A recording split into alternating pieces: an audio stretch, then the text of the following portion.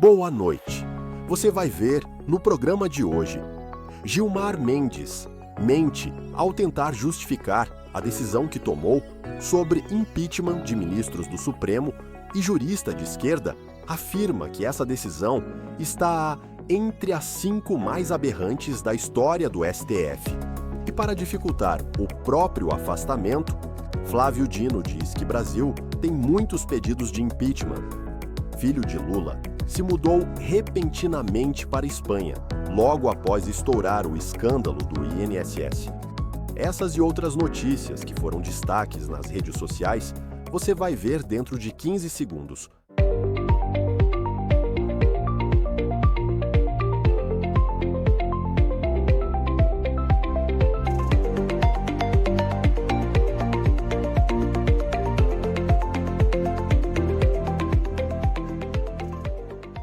O ministro Gilmar Mendes, do Supremo Tribunal Federal, tentou justificar a liminar que concedeu a um partido político e à Associação dos Magistrados do Brasil, alterando itens da lei de impeachment de 1950 relacionada a ministros do STF.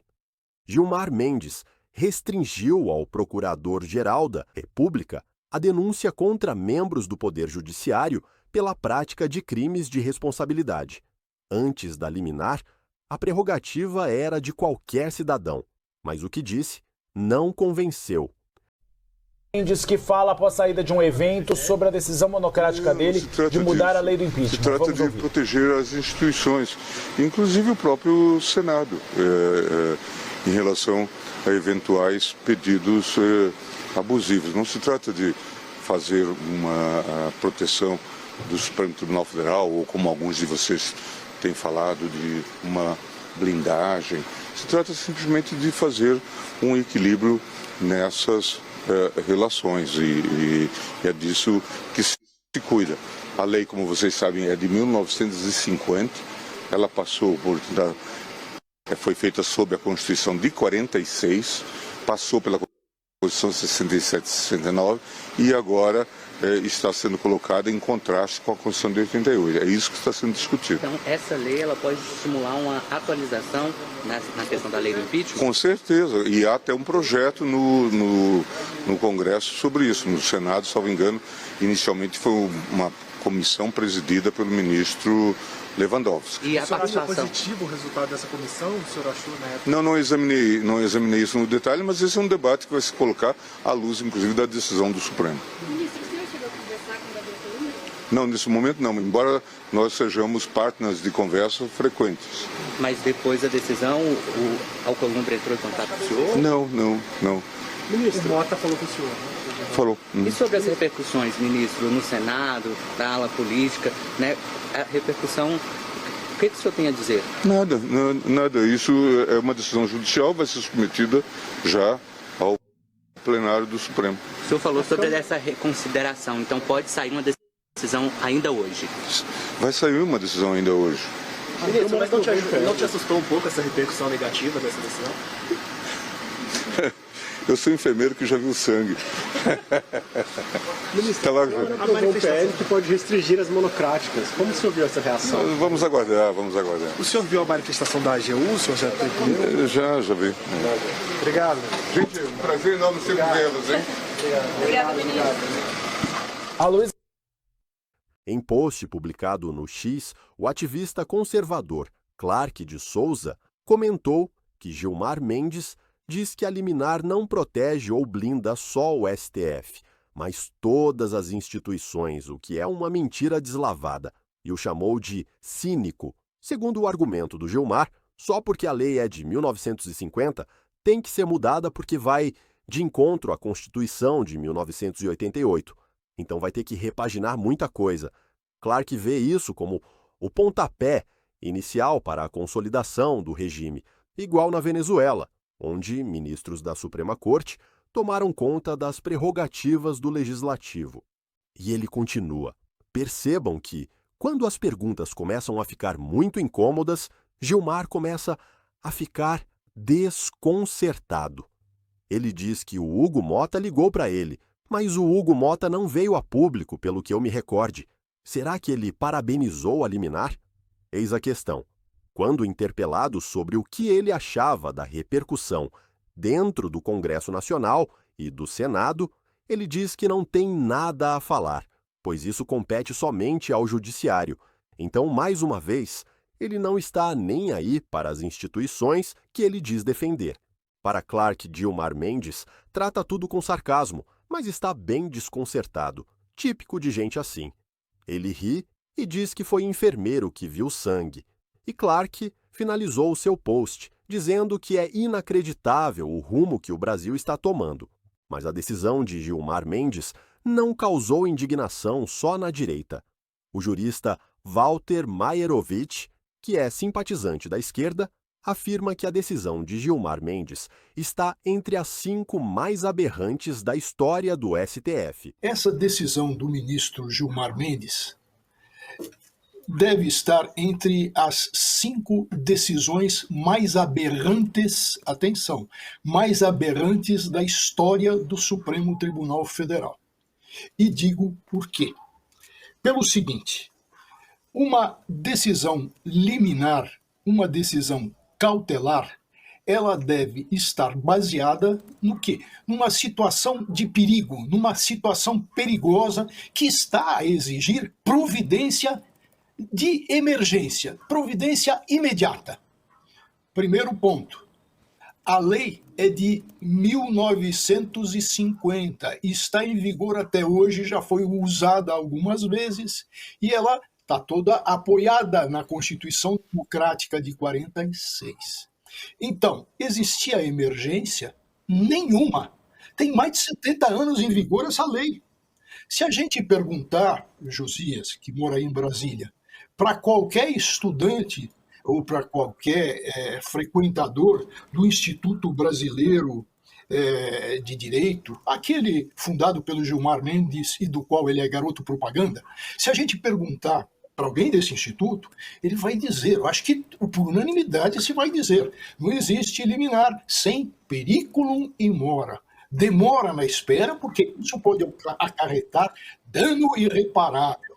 Ora, o Gilmar teve, desculpem, a cara dura de suspender uma lei que está em vigor e nunca foi contestada desde 1950. Se a gente voltar a perguntar para alguém desse Instituto Brasileiro, acho que Instituto Brasileiro de Direito, de Ensino, para esse Instituto Brasileiro de Ensino, fundado pelo Gilmar Mendes, perguntar, mas além do periculum in mora, existe alguma outra coisa para a justiça, para o ministro, para o juiz conceder uma liminar? E a resposta, acredito que por unanimidade, também vai ser dada em latim. A necessidade do fumus boni iuris, da fumaça do bom direito. Existia alguma fumaça do bom direito? Existia um bom direito para o Gilmar conceder essa liminar? Existia um mau direito. Um mau direito daquele que não enxerga ou não quer enxergar. Que democracia, Fabiola? E já ensinava o Péricles que inventou a democracia. A democracia é formada por 2 palavrinhas gregas, demos, atenção, e kratos. Demos é povo e kratos é poder. Daí o maior constitucionalista europeu, já falecido, o professor Sartori, dizia nas suas 30 lições básicas, elementares para se conhecer a democracia, que na democracia, aspas, é o povo que manda, é o povo que comanda, é o povo que escolhe os seus representantes. Ora, um ministro do Supremo é um representante do povo, decide em nome do povo. E na nossa Constituição, se isso que eu disse, que na democracia o povo é que comanda, isso está na primeira página do primeiro capítulo do livro que eu citei. Agora, no primeiro artigo, no primeiro parágrafo da Constituição, está escrito que todo o poder provém do povo. A lei sobre o impeachment dá ao cidadão, ou seja, ao eleitor, a legitimidade histórica, natural e constitucional para a impetração de um impeachment. Um instituto conhecido na Inglaterra pelos anos de 1300, que também faz muito tempo, e as pessoas, com raras exceções, aprenderam que o quê? Que o cidadão, o eleitor, é o legitimado para colocar por eleição, como para pedir para que se tire o seu representante.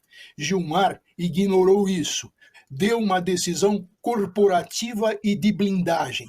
Por isso, ele deu a decisão mais bizarra, mais teratológica da história do Supremo. Por quê? Porque ele ofendeu a democracia. Também andou falando sobre a decisão do Gilmar Mendes foi o ministro Flávio Dino.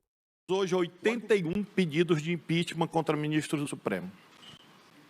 Isso jamais aconteceu antes no Brasil e isso nunca aconteceu em nenhum país do planeta Terra. Então, é preciso analisar para ver se, de fato, são imputações, acusações de crime de responsabilidade. Por que agora? Porque tem 81 pedidos de impeachment, coisa que nunca aconteceu antes. E isso agudiza a necessidade de revisão do marco normativo e espero que esse julgamento, inclusive, sirva como estímulo ao Congresso Nacional para legislar sobre o assunto. O argumento de Flávio Dino para dificultar o próprio afastamento é que hoje há muita gente pedindo impeachment. O site O Antagonista publicou que só não ocorreu ao ministro a possibilidade de termos um Supremo muito ruim.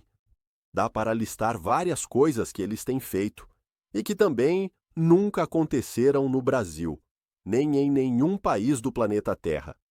Para Flávio Dino, a excepcionalidade, o desvio, o erro, tudo o que pode estar errado, vem sempre da sociedade, nunca do Supremo.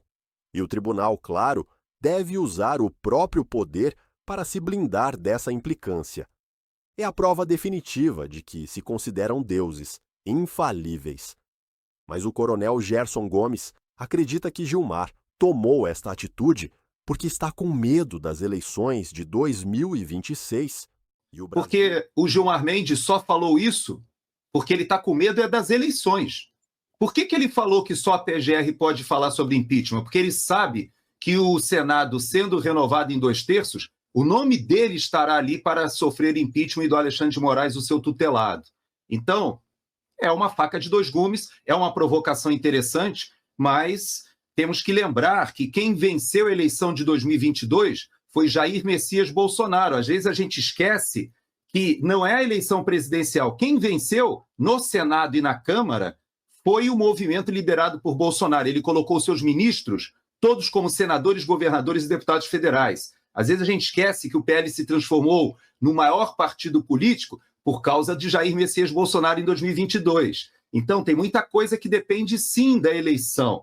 E apesar da nossa desconfiança, que aqui nos Estados Unidos agora a Smartmatic está no foco aí de várias questões de investigação nos estados, nos swing states, dos venezuelanos interferindo na eleição, e esse assunto vai acabar reverberando na eleição de 2022 de novo no Brasil, apesar disso, o bolsonarismo venceu no Senado e na Câmara. E o Brasil se absteve em votação na ONU pedindo que a Rússia devolva crianças ucranianas levadas à força. Veja a reportagem do Metrópolis. O Brasil se absteve na votação de uma resolução da Organização das Nações Unidas que pede o retorno de crianças ucranianas levadas à força pela Rússia durante a guerra que se estende desde 2022. O texto foi aprovado com 91 votos favoráveis, inclusive dos Estados Unidos, que atualmente tenta mediar o fim do conflito. This resolution is not about politics. This resolution is about humanity. This resolution is about upholding the UN Charter.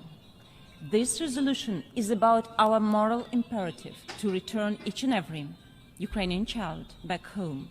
Apesar de não estimar o número exato de crianças sequestradas pela Rússia desde a invasão à Ucrânia em 2022, a ONU tem documentado violações graves contra crianças ucranianas.